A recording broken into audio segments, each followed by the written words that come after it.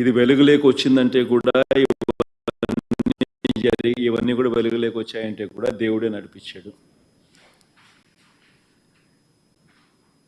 వెంకటేశ్వర స్వామితో ఆడుకుంటా ఉన్నారు, వెంకటేశ్వర స్వామి నడిపిస్తాడు. ఇటువంటి అన్యాయాలు చేస్తూ ఉన్న వ్యక్తులకు ముట్టికాయలు వేసేది కూడా ఆయనే వేస్తాడు.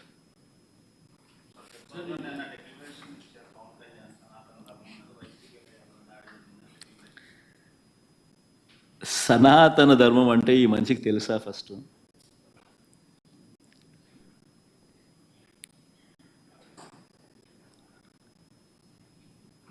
సాక్షాత్తు నువ్వు ఆ కూటమిలో ఉన్నావు.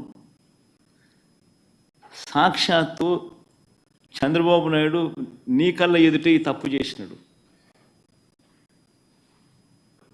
తప్పు అని నీకే కాదు, సామాన్యునికి 6 ఏళ్ల పిల్లోనికి కూడా కనిపిస్తూ ఉంది,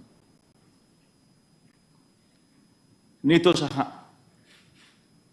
మరి నీ కళ్ళ ఎదుటే కనిపిస్తూ ఉన్నప్పుడు, నీ కళ్ళ ఎదుటే వెంకటేశ్వర స్వామి ప్రతిష్టను తగ్గిస్తూ, వెంకటేశ్వర స్వామి లడ్డు విశిష్టతను తగ్గిస్తూ, కావాలని దుర్బుద్ధితో రాజకీయ లబ్ధి పొందేందుకు ఇన్ని కోట్ల మంది వెంకటేశ్వర స్వామి భక్తుల మనసుల్లో ఒక అనుమానం క్రియేట్ చేయడం, దానివల్ల అపవిత్రత తిరుమల తిరుపతి దేవస్థానానికి, తిరుమల తిరుపతి లడ్డు విశిష్టతకు తగ్గిస్తూ జరిగినప్పుడు, అందులో నువ్వు కూడా భాగమై,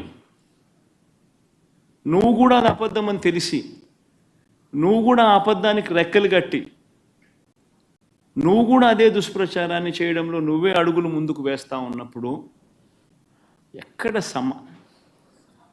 సనాతన ధర్మం గురించి నువ్వు మాట్లాడతావు?